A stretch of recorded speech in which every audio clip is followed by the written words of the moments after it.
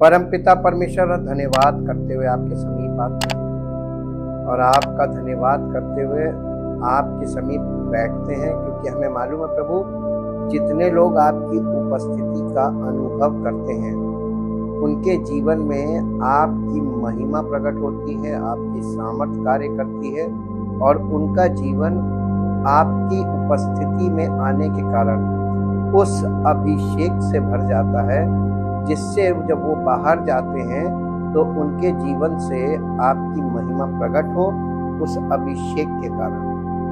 हाँ प्रभु, ये अभिषेक आपका आपकी दी हुई विधि है, जिसके द्वारा आपकी सामर्थ का अनुभव आपके विश्वास, सच्चे विश्वासियों के जीवन से दूसरों को देखने को मिलता है और उस सच्चे विश्वासी को इस अभिषेक के द्वारा जितने भी लाभ मिलते हैं वो आपके वचन में उनका वर्णन है, ताकि प्रभु हमारा जीवन आपको समर्पित रहे और हम आप पर निर्भर करके, आप पर भरोसा करके आपके लिए हमेशा अपने जीवन में हर बात में आपका इंतजार करें, जब तक आपकी ओर से ना हो अपनी ओर से कोई प्रयास ना करें, ताकि प्रभु आप ही की महिमा प्रकट हो और आपका नाम महिमा पाए। हम धन्यवाद करते हैं और इस प्रार्थना को आपके इकलौते पुत्र प्रभु यीशु मसीह के नाम से मांगते हैं,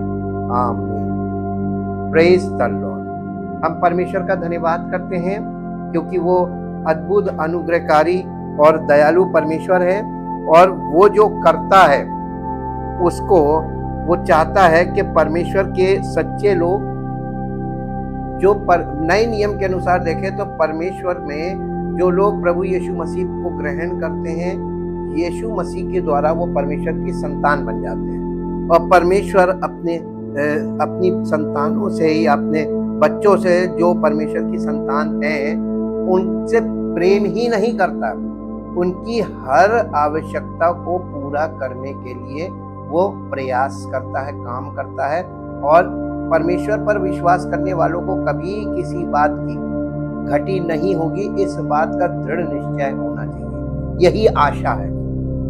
आज के विषय को शुरू करने से पहले जो सबसे महत्वपूर्ण चीज परमेश्वर के वचन में, नए नियम में, जिस पर सबसे ज्यादा यीशु मसीह ने फोकस किया और जिस पर सबसे ज्यादा उसने समझाने की कोशिश की, उसके बाद पवित्र आत्मा ने तमाम प्रेरितों के द्वारा पत्रियों में उन चीजों को लिखित करके कलीसिया को दिया, ताकि हम इस बात को ज्यादा फोकस करें कि प्रभु यीशु मसीह के सेकंड कमिंग से पहले, क्योंकि हम लोग उस युग में हैं कि अब उसकी यानी सेकंड कमिंग का समय बहुत निकट है और हम लोग अभी हो सकता है कि सेकंड कमिंग के लिए जो सबसे महत्वपूर्ण चीज है वो है उस समय यीशु मसीह के आने के लिए तैयार रहे।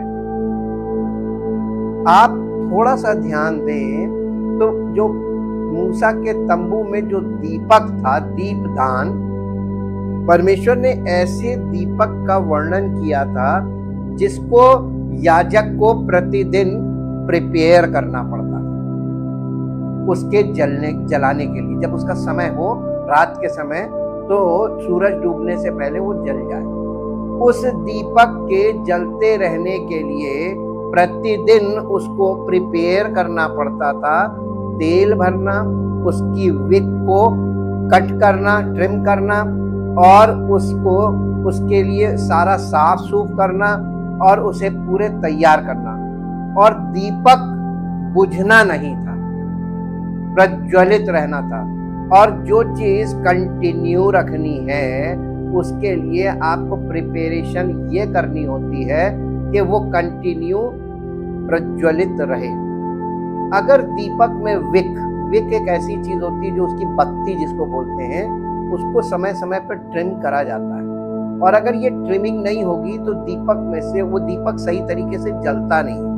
उसके सही तरीके से उसकी लौ निकले तो उसकी विक को ट्रिम किया जाता है।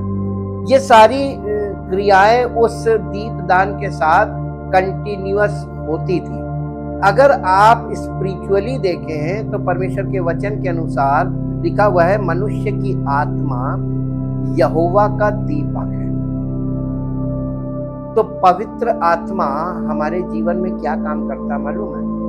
हमारे जीवन में विक को ट्रिम करता है, और ये ट्रिमिंग बहुत जरूरी है। यीशु मसीह ने इसी बात को दूसरे कॉन्टेक्स्ट में बोला कि जो डाली मुझ में है और फलती है। कौन सी वाली? जो मुझ में है और फलती है, तो उसको वैसे ही छोड़ दो, फल तो दे रही है। नहीं, यीशु मसीह कहने लगा जो डाली मुझ में है और फलती है, उसको क्या करना पड़ता है? ट्रिमिंग है। ये प्रूनिंग का मतलब जस्ट लाइक ट्रिमिंग, छांटता है। वो उसको छांटता क्यों है? छांटना भी एक प्रकार से काटना ही है, लेकिन पूरा काट देना और कुछ चीजों को काटना, इनमें अंतर है।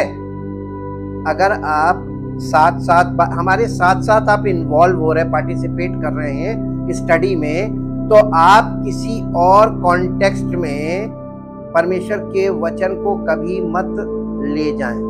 ये मनुष्य का जो मस्तिष्क है ना, किस वक्त में क्या बोला जा रहा है, उसका बोलने का संदर्भ क्या चल रहा है, उस संदर्भ में ही रहें, संदर्भ के दूसरे संदर्भ में ना चले जाएं, कॉन्टेक्स्ट ना चेंज कर लें। और ये वाली गड़बड़ी हर मनुष्य से हो जाती है।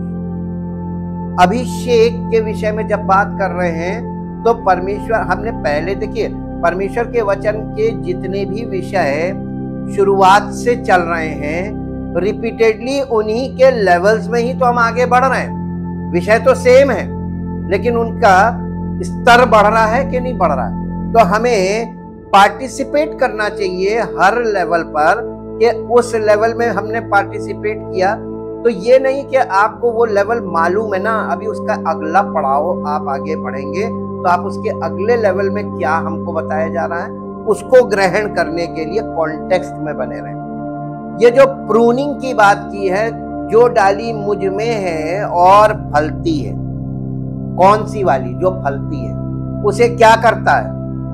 छांटता है। छांटना का मतलब क्या होता है? छांटने में भी काटा ही जाता है, लेकिन जो डाली मुझ में है और नहीं फलती, उसे काट डालता है। ये डिस्कनेक्शन को दिखा रहा है, वो अपने आप से अलग कर देता है, यानी उसको टोटल डिस्कनेक्ट कर देता है। जो डाली मुझ में और फलती है, उसे क्या करता है? छांटता है। इसका मतलब उस डाली की एक्स्ट्रा ग्रोथ्स को वो शेप देता है, कट करके।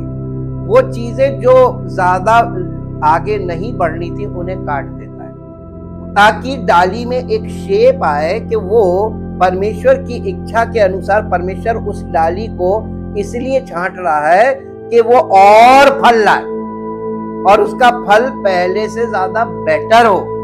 तो फल ज्यादा अच्छा हो और फल मात्रा में ज्यादा हो, इसलिए छंटना यानी प्रूनिंग ये जरूरी है, ट्रिमिंग जरूरी है।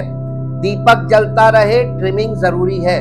तो एक ऐसा काम ताकि आपका जीवन प्रभु की महिमा में बढ़ता रहे और प्रभु की महिमा को प्रकट करता रहे, उसमें हर क्षण हर लेवल पर एक काम होना है जो पवित्र आत्मा ही करता है। इसलिए पार्टिसिपेट करने की कोशिश करें ताकि पवित्र आत्मा आपके जीवन में उस कार्य, पवित्र आत्मा के कार्य के द्वारा प्रभु की महिमा और बढ़े, प्रभु की सामर्थ्य और बढ़े।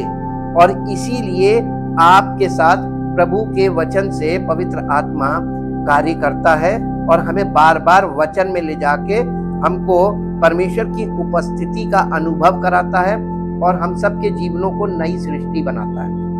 सबसे पहली बात आज हम जो देखेंगे वो ये है, पहला दूसरा कुरिन्थियों 5 अध्याय, दूसरा कुरिन्थियों 5 अध्याय, 5 अध्याय का 17 पद पढ़ेंगे। इसलिए इसलिए अगर कोई यीशु में है, किसमें है? मसीह का मतलब होता है मेशियक यानी अनॉइंटेड वन। अगर कोई उसके अभिषेक में है, किसके? यीशु मसीह के। क्योंकि अभी हमने एक यीशु मसीह की एक बात को ध्यान में केंद्रित किया और हम उसके अनुसार चल रहे हैं। अभिषेक दो प्रकार के हैं, एक प्रभु यीशु मसीह और दूसरी तरफ ढेर सारे मसीह। इसको आप बहुत आसानी से समझ नहीं पाएंगे, यानी पचा नहीं पाएंगे इसको से, क्योंकि anointed one versus so many anointed. ये क्राइस्ट है और यहां क्राइस्ट है। यीशु मसीह ने कहा कि मेरे आने से पहले बहुतेरे झूठे भविष्यवक्ता और झूठे मसीह उठ खड़े होंगे। ये झूठे मसीह यानी फॉल्स अनॉइंटेड पर्सन्स, ये मेनी हैं। ये ढेर सारे कैसे होंगे? इनको कौन इनके लिए मार्ग बनाता है? अब हम आपको बताते हैं मसीह के लिए मार्ग कैसे बनाया जाता है। भविष्यवक्ता दो प्रकार के थे, एक फॉल्स, एक ट्रू, यस और नो। अब ट्रू प्रॉफिट्स जो थे, ये सच्चे भविष्यवक्ता सच्चे मसीह के लिए मार्ग तैयार कर रहे थे। मार्ग कैसे तैयार किया जाता है स्पिरिचुअली समझिए।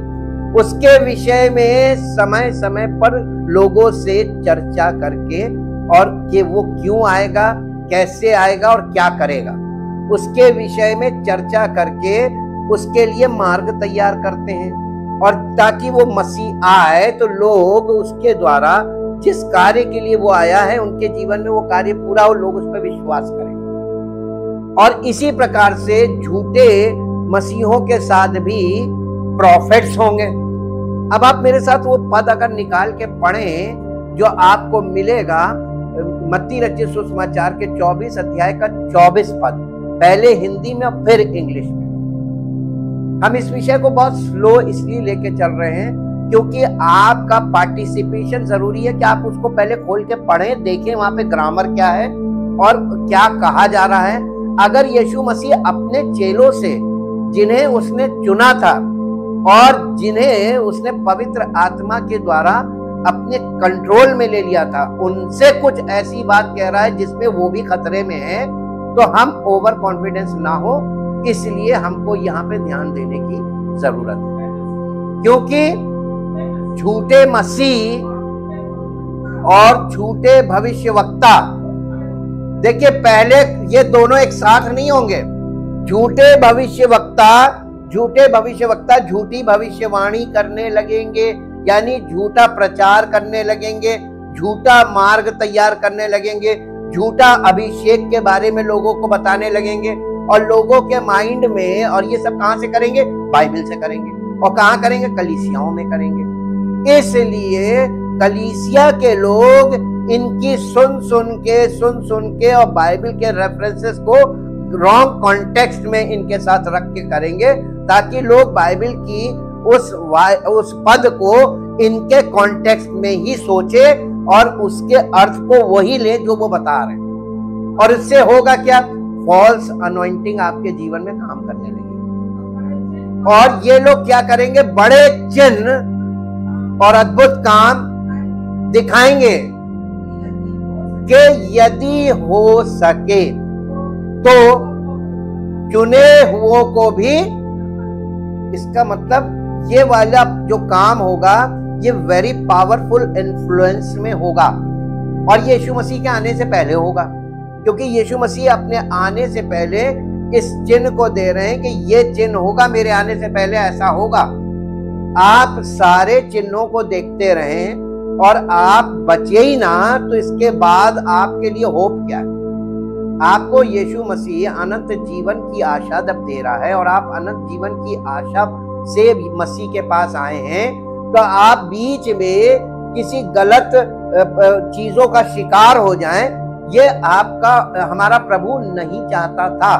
और इसीलिए उसने सबसे प्रिय जिनको समझा अपने चेलों को, उनसे उसने ये बात कही। और आप अगर इसको क्रोनोलॉजिकली बाइबल में देखें तो आप देखेंगे कि मत्ती 23 अध्याय के बाद मत्ती 24 अध्याय आता है। 23 अध्याय में वो रिलीजियस लीडर्स को कंडेम करता है, उनकी मिनिस्ट्री को, उनकी प्रीचिंग को, उनके रिचुअल्स को, सब चीजों को कंडेम करता है। और 24 में आके सीधे सीधे वो अपने आने से पहले क्या क्या होगा उसके विषय में चिन्ह देने लगता है। तो आप देखिए कि संसार में आज 23 अध्याय बहुत ध्यान से पढ़िए और 24 अध्याय पढ़िए, और आपकी स्टैंडिंग आज स्पिरिचुअली क्या है इसको डिसर्न कीजिए। This is not the point of क्या नाम है, ये विषय केवल जानने का, सुनने का, पढ़ने का नहीं है, ये एक बहुत अजीब अनुभव का विषय है। ये एक एक्सपीरियंस में आपको लेके जाएगा और ये एक्सपीरियंस आपके जीवन को उन्नति की तरफ ले जाएगा स्पिरिचुअली। अब यहाँ पे आप इसको इंग्लिश में पढ़ दीजिए, 24 इंग्लिश में।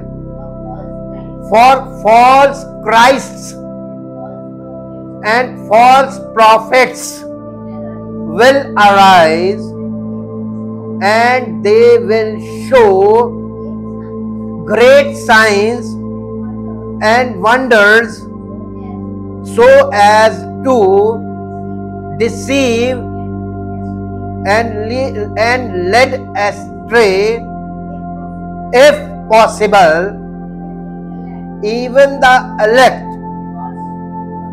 God's chosen, यानी परमेश्वर के चुने हुओं को, हो संभव है कि वो परमेश्वर के चुने हुओं को भी भरमा दे, डिसीव। ये डिसीविंग के ऊपर मैंने आपसे पहले भी चर्चा की है।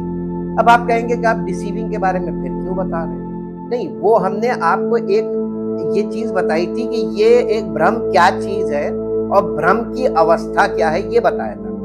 अब हम आपको ये बता रहे हैं, प्रभु यीशु मसीह एक ऐसे भ्रम की बात कर रहा था जिसमें आज मैक्सिमम लोग फंस चुके हैं, और हमें यहाँ पर पवित्र आत्मा हिला के, झिझोड़ के जगा रहा है स्पिरिचुअली कि तुम ऐसे सुस्त मत हो जाना। जैसे जो लोग सुस्त होते हैं मसीह में ना, वो बहुत जल्दी दूसरे इन्फ्लुएंस में आ जाते हैं। अब आप इस चीज को और अंडरस्टैंड करना मांगते तो 24 अध्याय के बाद मत्ती का 25 अध्याय देख लीजिएगा। सेकंड कमिंग के समय 10 कुंवारियों से शुरू हो रहा है 25 अध्याय, और 10 कुंवारियों में यीशु मसीह की आमद के समय ठीक पहले, बिल्कुल ठीक पहले क्या हालत होगी कलीसियाओं की, वहां पर 10 कुंवारियों में बता दिया, उनकी तैयारी भी दिखा दी। और हम इतने ज्यादा भरोसा कभी अपने ऊपर नहीं कर सकते कि हम, वहां पे कलीसियाओं के बारे में बताया गया है, तो आपका कलीसिया में कैसा संबंध है, आप कलीसिया में किस लेवल पर हैं, आप मसीह की देह का अंग हैं कि नहीं है, और आप किस प्रकार का अंग हैं, ये वहां 10 कुंवारियों के दृष्टांत में बहुत आसानी से आपको समझ में आ सकता है।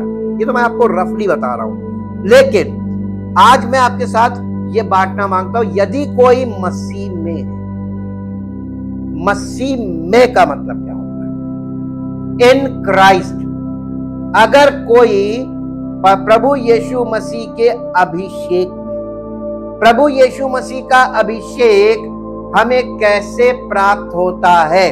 डायरेक्टली हमको, हमें हमारे शरीर पर नहीं उतरता।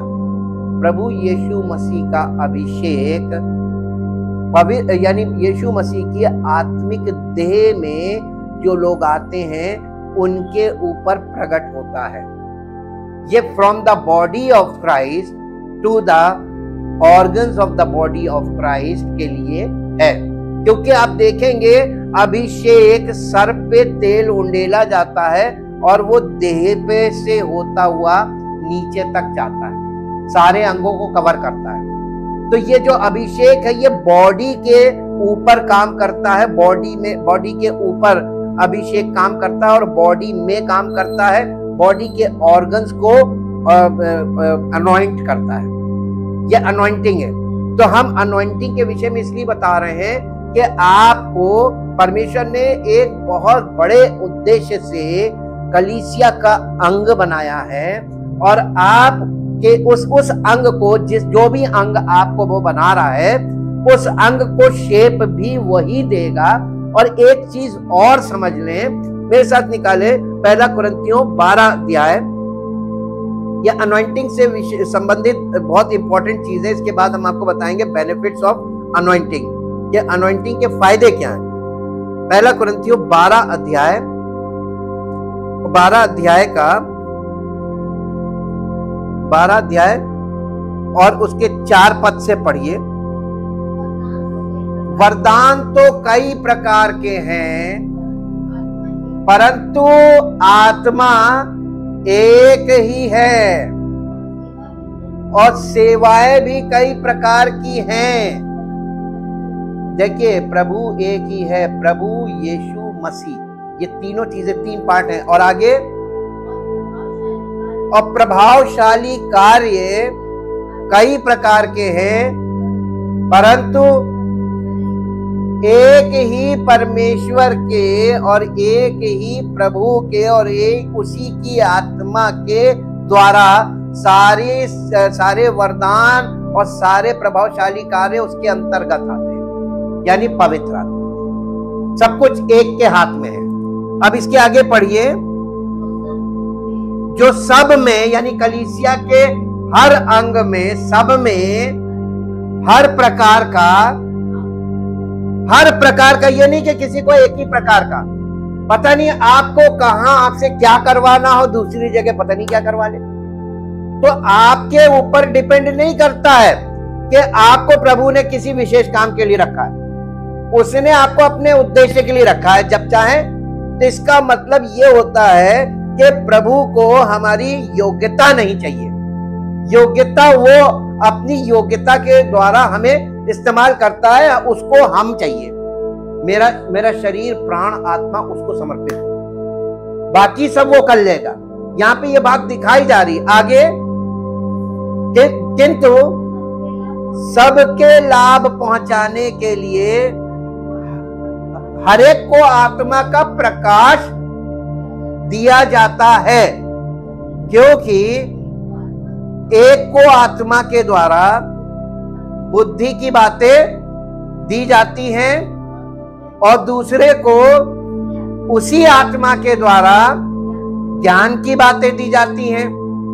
किसी को उसी आत्मा के द्वारा विश्वास और किसी को उसी एक आत्मा से चंगा करने का वरदान दिया जाता है। फिर किसी को सामर्थ्य के काम करने की शक्ति और किसी को भविष्यवाणी की शक्ति दी जाती है और किसी को आत्माओं की परख और किसी को अनेक प्रकार की भाषा और किसी को भाषाओं का अर्थ बताना। ये परमेश्वर की ओर से वरदान दिए जाते हैं और समय समय पर किसी न किसी को कोई ना कोई वरदान देता है। इसका मतलब कि कलीसिया का कोई भी अंग ऐसा नहीं है जो प्रभु के योग्य ना हो। प्रभु किसी को भी यूज कर सकता है। वो शून्य वाले को उठाता है और उससे कुछ भी करवा लेता है, ताकि लोग कहे अरे ये तो किसी योग्य नहीं था। हाँ, तुम्हारे लिए वो योग्य नहीं था, प्रभु के लिए हर व्यक्ति योग्य है। वो अयोग्य को अपने सामर्थ्य के द्वारा, अपने वरदानों के द्वारा उसके जीवन से कार्य करता है, ताकि लोग ये देखें कि परमेश्वर मनुष्य की योग्यता को नहीं इस्तेमाल करता, बल्कि उस मनुष्य को अपनी योग्यता के द्वारा इस्तेमाल करता है। ये सीखने वाली चीज यहाँ पर कलीसिया के लिए है। इसमें वो व्यक्ति विशेष वरदान के लिए प्रयास नहीं कर रहा और ना इच्छा कर रहा। आगे पढ़िए इसका अगला पद। परंतु ये सब प्रभावशाली कार्य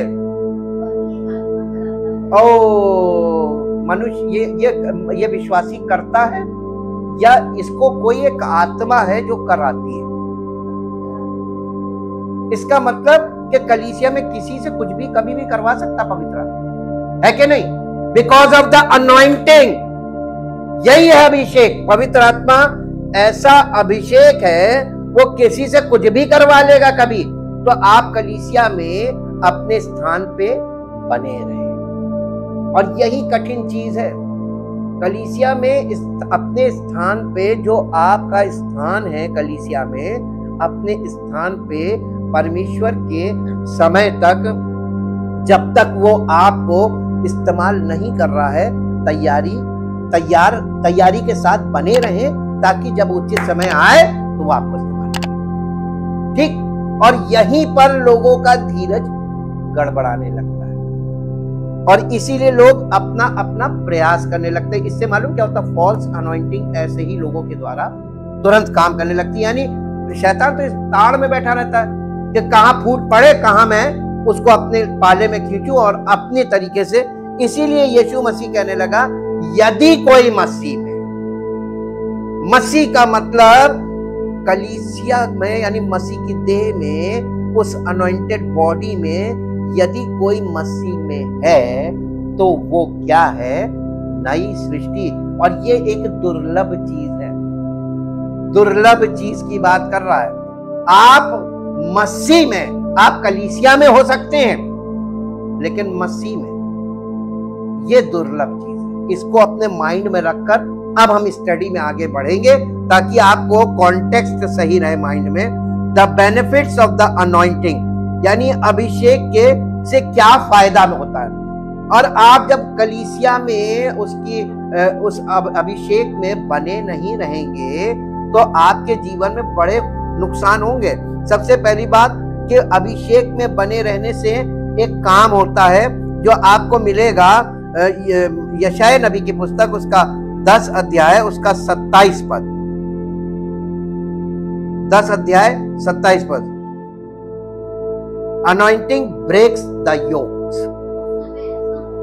उस समय ऐसा होगा कि उसका बोझ मेरे कंधे पर से और उसका जुआ मेरी गर्दन पर से उठा लिया जाएगा, और अभिषेक के कारण वो जुआ तोड़ दिया जाएगा, तोड़ डाला जाएगा। ये परमेश्वर के वचन में, और आपको मालूम है हमने जुए के विषय में अध्ययन किया। अब इसका स्पिरिचुअल पार्ट देखिए। वो जो जुआ जिस पे हमने बहुत लंबे समय तक चर्चा करी, वो जुआ अनॉइंटिंग है, अभिषेक को दिखाता है। और अगर आप मसीह के साथ अभिषेक में बने नहीं रहेंगे तो क्या होगा? आप पिता को नहीं जानेंगे, पुत्र को नहीं जानेंगे, और पवित्र आत्मा को भी नहीं जानेंगे। आपके पास दिमागी ज्ञान होगा, पिता, पुत्र, पवित्र आत्मा, लेकिन उनका वास्तविक स्वरूप आप कभी नहीं समझ पाएंगे। और यही चीज आपको यहाँ पे बताई जा रही है कि उसके वास्तविक स्वरूप को प्राप्त करने तक, केवल जानकारी प्राप्त करने तक कलीसिया में बने ना रहे। परमेश्वर के वास्तविक स्वरूप को आपके जीवन में जब तक वो पूरा ना हो, तब तक कलीसिया में बने रहे। और ये एक कठिन कार्य है। The purpose of the oil is to keep the fire burning. यानी जो अभिषेक पुराने नियम में किया जाता, वो तेल के द्वारा किया जाता था। तेल का काम क्या था? तेल स्पिरिचुअली, ऑयल जो है वो पवित्र आत्मा को दिखाता है। और जब तक आपके जीवन में पवित्र आत्मा तेल नहीं होगा, तो आपके जीवन में परमेश्वर की आग बनी नहीं रहेगी। और इसलिए ये हमेशा याद रखें कि आग, the purpose of the oil is to keep the fire burning. It is that oil that upgrades the authority, that makes you effective when you speak. It takes you to the next level and bring increase. It is the Holy Spirit anointing that makes everything that's impossible for you possible. Impossible for you possible. You become unstoppable. आपकी हर असंभव को संभव करने के लिए वो आपको next level पे आगे लेके जाएगा और उसको पूरा करता रहेगा। बेशक एक पद निकालिए जो आपको मिलेगा भजन संहिता, उसका 23 अध्याय उसका 5 और 6 पद, भजन संहिता उसका 23 अध्याय का 5 और 6 पद पढ़ेंगे। तू मेरे सताने वालों के सामने मेरे लिए मेज बिछाता है, तूने मेरे सिर पर तेल मला है, मेरा कटोरा उमड़ रहा है। निश्चय भलाई और करुणा जीवन भर मेरे साथ साथ बनी रहेगी और मैं यहोवा के धाम में सर्वदा वास करूंगा। आप इसको इंग्लिश में पढ़ दीजिए। हम एक ही भाषा में अब नहीं रखेंगे, अब हम इसको बाइलिंगुअल करेंगे, क्योंकि बाइलिंगुअल से हिंदी से जो नहीं क्लियर होता वो इंग्लिश में होता है। Psalm 23 वर्स 5 और 6, कुल 6 ही पद हैं इस अध्याय में। You prepared a table before me। अब आपको मालूम है, आप प्रभु के भवन में जब आते हैं कलीसिया में, तो यहाँ पर प्रभु भोज यानी परमेश्वर के वचन आप खाते हैं कि नहीं खाते हैं? प्रभु की सहभागिता में बैठते हैं। जैसे 12 चेले उसके साथ फसह का भोज कर रहे थे, वैसे ही हम कलीसिया में स्पिरिचुअली करते हैं। पिता पुत्र पवित्र आत्मा के साथ हम फेलोशिप करते हैं और आत्मिक भोजन प्राप्त करते हैं। ये प्रभु भोज है। प्रभु ने हमारे लिए मेज कहाँ लगाई है? In his presence. और अपनी उपस्थिति में वो उसने मेज लगाई है ताकि हमें आत्मिक भोजन उसके साथ करें। आगे पढ़िए। You anoint my head with oil, my cup runs over, यानी मेरा प्याला उमड़ रहा है, यानी मेरा आत्मिक जीवन उमड़ रहा है। और आत्मिक जीवन उमड़ने का मतलब हमारा जो यीशु मसीह ने उस सामरी स्त्री से कहा था ना, जो जल मैं तुझे दूंगा उसे पीकर तू कभी प्यासी ना होगी, वरन वो जल तेरे अंदर जाकर एक सोता बन जाएगा और अनंत जीवन के लिए उमड़ने लगेगा। ये उमड़ने का मतलब run over to the eternity, यानी इटर्नल लाइफ, अनंत जीवन के लिए आप उमड़ने लगेंगे। आपका उत्साह कभी भी, आपका बल्ब कभी फ्यूज नहीं होगा, ये समझ लीजिए। आपका दीपक कभी टिमटिमाएगा नहीं। मसीही जीवन, स्पिरिचुअल लाइफ की बात कर रहे हैं। स्पिरिचुअल लाइफ बहुत जल्दी फ्यूज हो जाती है। किसी की बात का बुरा लग गया, किसी व्यवहार का बुरा लगा, इतने हैंडल विद केयर नहीं होना मसीह में। आप सच्चे मसीही नहीं अगर आप हैंडल विद केयर है। Don't touch me not. एक लाजवंती पेड़ देखा है ना, उसको छू दो तो वो एकदम खुश हो जाता है और फिर थोड़ी देर बाद वो अपने आप फिर खिल जाता है। अब किसी ने छुआ, वो वाले ना बनिए। Touch me not. आपको मसीह में क्या बनना है? प्रभु यीशु मसीह के सदृश, उसके साथ सारे व्यवहार किए जाए, बुरे से बुरा। कहीं उसकी बत्ती बुझी? हमें परमेश्वर के पुत्र के स्वरूप में अगर पवित्र आत्मा बना रहा है तो इन सब चीजों का अनुभव हमारे जीवन में होना चाहिए। ऐसा होता है, ये स्वाभाविक है, लेकिन इस चीज का शिकार नहीं हो जाना।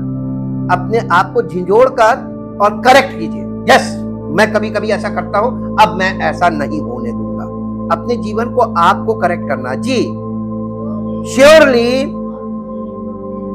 surely goodness and mercy shall follow। उसमें पढ़ दिया, surely only goodness, mercy and unfailing love shall follow me। क्या चीज हमको फॉलो कर रही है? परमेश्वर की भलाई, परमेश्वर का प्रेम हमको फॉलो कर रहा है, मेरे पीछे पीछे आ रहा है।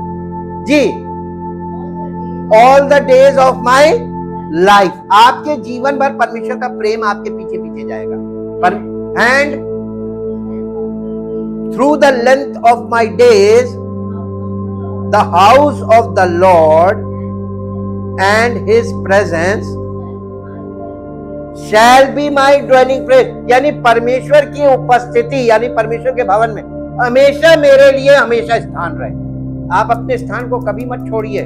प्रभु ने आपको निकाल कर जहां लाके रखा है कलीसिया में, उचित समय तक बने रहो। प्रभु के सामर्थी हाथ के नीचे दीनता से बने रहो, ताकि उचित समय पर वो तुमको खड़ा कर दे। अनॉइंटिंग में आपको वो खड़ा करेगा, लेकिन उचित समय पर। David was anointed to slay giants. दाऊद का अभिषेक कितना भयानक अभिषेक था, जिसके द्वारा उसने इतने बड़े दैत्य को मारा, जाइंट। और उसने एक बार नहीं, ये बहुत बार किया। पहला शमूएल 10 अध्याय 1 से 7 पद तक पढ़ेंगे। पहला शमूएल 10 अध्याय 1 से 7। तब शमूएल ने एक कुप्पी तेल लेकर उसके सिर पर उंडेला और उसे चूम कर कहा, क्या इसका कारण ये नहीं कि यहोवा ने अपने निज भाग के ऊपर प्रधान होने को तेरा अभिषेक किया है। आज जब तू मेरे पास से चला जाएगा, तब राहेल की कब्र के पास, जो बिन्यामीन के देश में, देश की सीमा पर सेल्सा में है, 2 जन तुम्हें मिलेंगे और कहेंगे, जिन गधियों को तू ढूंढने गया था वो मिल गई हैं। दाऊद काहे के लिए निकला था? गधियों को ढूंढने। जी, और सुन, तेरा पिता गधियों की चिंता छोड़कर तुम्हारे कारण उड़ता हुआ कहता है कि मैं अपने पुत्र के लिए क्या करूं। फिर वहां से आगे बढ़कर जब तू ताबोर के बांज वृक्ष के पास पहुंचेगा, तब वहां 3 जन परमेश्वर के पास बेथेल को जाते हुए तुझे मिलेंगे, जिनमें से एक तो बकरी के 3 बच्चे और दूसरा 3 रोटी और तीसरा एक कुप्पा दाख मधु लिए हुए होगा। ये तेरा कुशल पूछेंगे और तुझे 2 रोटी देंगे, तो तूने उनके हाथ से ले लेना। तब तू परमेश्वर के पहाड़ पर पहुंचेगा, जहां पलिश्तियों की चौकी है, और जब तू वहां नगर में प्रवेश करे, तब नबियों का एक दल ऊंचे स्थान से उतरता हुआ तुझे दिखाई देगा, और उनके आगे सितार, डफ, बांसुरी और वीणा होगी, और वे नबूवत करते हुए, तब यहोवा का आत्मा तुझ पर बल से उतरेगा और तू उनके साथ होकर नबूवत करने लगेगा, और तू परिवर्तित होकर और ही मनुष्य हो जाएगा। कैसे? Because of the anointing. देखिए, अनॉइंटिंग कैसे हर पड़ाव पे उसके अंदर कुछ नया कर रही है, ताकि वो नई सृष्टि बने। जो कोई मसीह में है वो नई सृष्टि हो जाएगा, अगर बना रहेगा तो। यहाँ पे देखिए, ये चलना है, पवित्र आत्मा के साथ बने रहना, पवित्र आत्मा के अनुसार जीवन व्यतीत करना, स्पिरिचुअली चलना है। आप आत्मिक जीवन में चलेंगे नहीं तो आप कहीं पहुंचेंगे भी नहीं। जी, जब ये चिन्ह तुझे दिखाई पड़े, तब जो काम करने का अवसर तुझे मिले उसमें लग जाना, क्योंकि परमेश्वर तेरे यानी अभिषेक का काम पूरा हो जाने के बाद प्रभु तुम्हें अपनी सेवा में जिस काम के लिए उसने बुलाया वो कराएगा। और ये देखिए कैसे हो रहा है, यहाँ पे एकदम स्टेप बाय स्टेप आपको दिखाया जा रहा है कि बिकॉज यहोवा has anointed you for a leader over his inheritance when you have departed from me today then you shall find two man. अब यहाँ पे पार्ट पार्ट करके बता रहा है, the asses which you went to seek are found, यानी वो जो तुम ढूंढने निकले थे वो मिल गया ऑटोमेटिकली। इसीलिए यीशु मसीह ने नए नियम में क्या कहा, तुम यानी रोटी और कपड़े और इन चीजों को मत खोजो, पहले उसके राज्य और धार्मिकता की खोज करो। तो ये जो चीजें तुम खोज रहे हो ये तुम्हें आपसे आप मिल जाएंगी और आपको अभिषेक मिलेगा ताकि परमेश्वर की इच्छा आपके जीवन से पूरी हो, जिसके लिए वो आपको बुला रहा है, हमको और आपको मसीह में बुला रहा है। तो हमें मसीह में परमेश्वर बुला रहा है और मसीह की देह में हमें तैयार कर रहा है तब ताकि हम सब मसीह की आत्मिक देह बन जाएं और उस परमेश्वर की इच्छा को पूरा करें। The benefits of the anointing will locate your missing blessing in your life. पहला शमूएल 10 अध्याय का 2 पद। आपके जीवन में जो आशीषें खो गई हैं और जब तू मेरे पास से चला जाएगा अभिषेक प्राप्त करके, उसने ऑयल अनॉइंटिंग की और कहा अब आज जब तू मेरे पास से चला जाएगा, तब राहेल की कब्र के पास जो बिन्यामीन के देश की सीमा पर सेल्सा में है, 2 जन तुझे मिलेंगे और कहेंगे जिन गधियों को तू ढूंढने गया था वो मिल गई, यानी आपकी मिसिंग ब्लेसिंग जो है आपको मिलने लगेगी, जो आशीषें आपकी खो गई। उसके बाद नंबर 2, अब बस नंबर 2 पे आएंगे। The anointing attracts resources and destiny helpers to you. पहला शमूएल 10 अध्याय 2 पद को आगे पढ़िए आप। आज जब तू मेरे पास से चला जाएगा, तब राहेल की कब्र के पास जो बिन्यामीन के देश की सीमा पर है, सेल्सा में 2 जन तुझे मिलेंगे और कहेंगे जिन गंधियों को तू ढूंढने गया था वो मिल गई हैं, और सुन तेरा पिता गधियों की चिंता छोड़कर तुम्हारे कारण उड़ता हुआ कहता है कि मैं अपने पुत्र के लिए क्या करूं। जी, अब इसके बाद देखिए आपके पास वो रिसोर्सेज आ गए, पिता मिल गया आपको और पिता अब आपकी चिंता कर रहा है। The anointing empowers you and provokes you to act, यानी वो अभिषेक जो है वो आपको प्रिपेयर भी करता है और आपको उत्साहित भी करता है कि आप वो करें जो वो करवाना चाहता है। The anointing advances you and pushes you forward. पहला शमूएल 10 अध्याय का 3 पद पढ़े।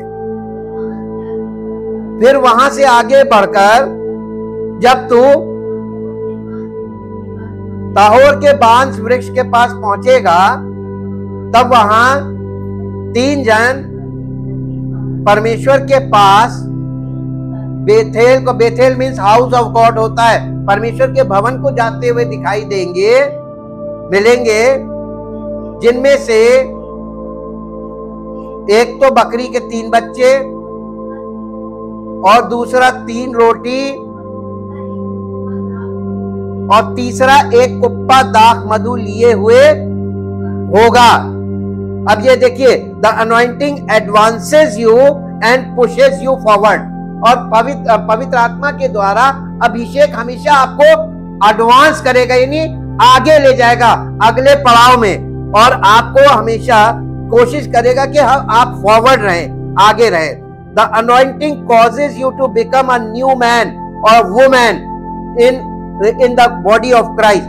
पहला शमूएल 10 अध्याय का 7 पद पढ़िए, 7th वर्ड। और जब ये चिन्ह तुझे दिखाई पड़ेंगे, तब जो काम करने का अवसर, ये नहीं कि जो काम करने का मन तेरा करे ना, आपको अपने मन पे कुछ नहीं करना है। जो काम सेवा में करने का अवसर तुझे मिले उसमें लग जाना, क्योंकि परमेश्वर ते क्या अभिषेक है ना, ये परमेश्वर की उपस्थिति को दिखाता है। अब परमेश्वर तेरे संग रहेगा। The anointing makes you the head and not the tail. परमेश्वर ने हमसे वादा क्या किया था व्यवस्था में इजराइलियों से कि मैं तुम्हें सर में ठहराऊंगा, दुम नहीं।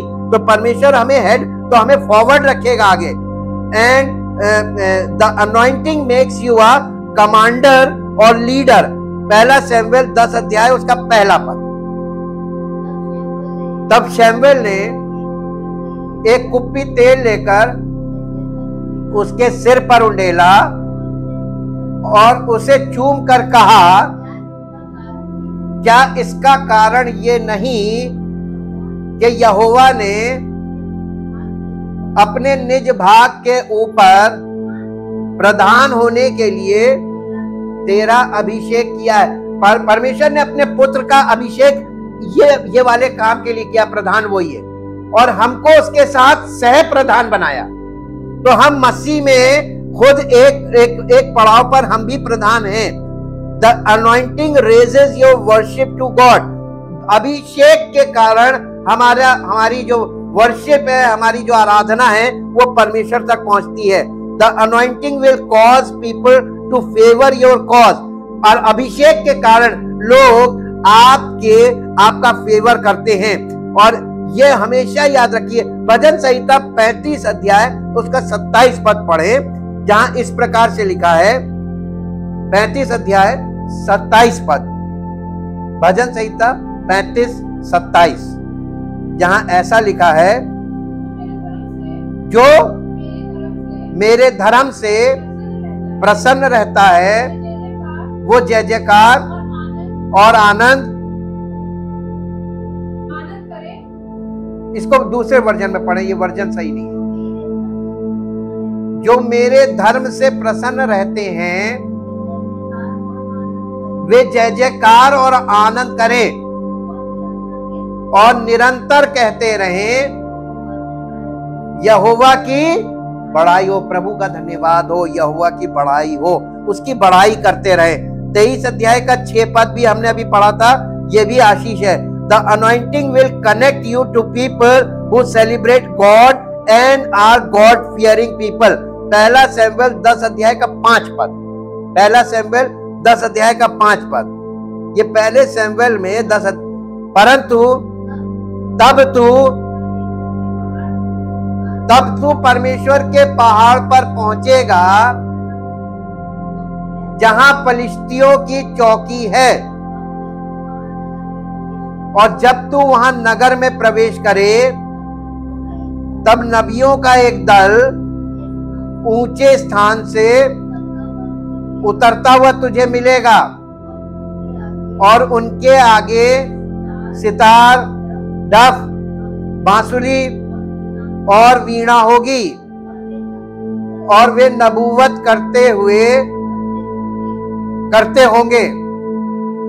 उतरते होंगे जी, नबूवत करते हुए उतरते होंगे, और ये भी उनके साथ नबूवत करके उतरने लगेगा, है ना। तो यानी ये परमेश्वर अपने लोगों में जो अभिषिक्त लोग हैं उनके साथ तुम्हें मिलाएगा और बढ़ाएगा ताकि उनके साथ तुम आगे बढ़ो। The anointing will allow your prophecy and degree and it will come to pass. यानी अभिषेक के कारण तुम जो बोलोगे परमेश्वर उसे करेगा, क्योंकि तुम परमेश्वर के अभिषेक के द्वारा बोलोगे, वरदान के द्वारा बोलोगे और परमेश्वर उसे पूरा करेगा। It gives you ability to speak the mind of God with a purpose. ये बात तुम्हें परमेश्वर के मन की बातें बोलने का हियाव देंगी। अब आप देखिए कलीसिया में मसीह का मन होना चाहिए कि नहीं? जब मसीह के मन के अनुसार आप बोलेंगे तो काम होगा कि नहीं होगा? आप अपने मन की बातें बोलेंगे, कोई नहीं मानेगा और परमेश्वर कभी भी उन्हें पूरा नहीं करेगा जो आप मन की बातें करेंगे। The anointing will make you a powerful person that overcomes every battle despite the attacks. यानी आपको परमेश्वर इतना सामर्थ्य प्रकट करेगा अपने अभिषेक के द्वारा कि आप हर लड़ाई को उस अभिषेक के द्वारा जीतेंगे, हर बात पर जयवंत होकर उसकी महिमा को। मालूम है परमेश्वर का मेन फोकस आप और हम नहीं है, परमेश्वर का मेन फोकस है परमेश्वर की महिमा हमारे और आपके निर्बल और तुच्छ जीवनों से प्रकट होना। और ये हमारे बल पे संभव नहीं है, हमारी ओर से ये कभी भी नहीं हो सकता, इम्पॉसिबल है। और इसी इम्पॉसिबल को परमेश्वर अपनी सामर्थ्य, अपनी योजना के द्वारा हमारे जीवन से प्रकट करता है, और ये सब कुछ उसके अभिषेक के द्वारा संभव है। इसलिए इस अभिषेक में, कलीसिया में बने रहने का मतलब अभिषेक में बने रहना। Thank you, thank you, thank you Lord. परम पिता परमेश्वर, उद्धार केवल उद्धार देने के लिए आपने नहीं बुलाया, उद्धार के बाद अपनी महिमा को हमारे जीवन से प्रकट करना आप चाहते हैं। आपकी योजना बहुत बड़ी है प्रभु, और आपकी योजना अनंत जीवन तक हमारे लिए है।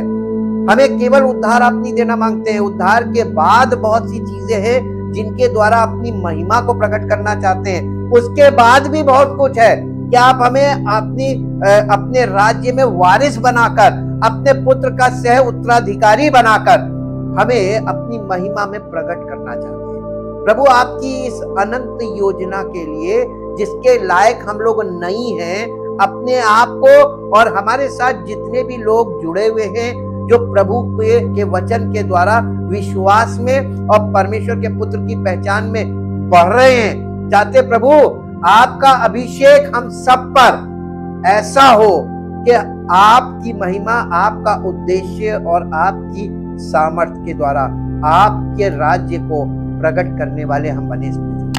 आप ही की मर्जी पूरी हो हम सब के द्वारा, और हम सब का जीवन आपकी महिमा का कारण बने। सारी महिमा आपको मिले। इस प्रार्थना को आपके इकलौते पुत्र प्रभु यीशु मसीह के नाम से मांगते हैं, आमीन। Praise the Lord. परमेश्वर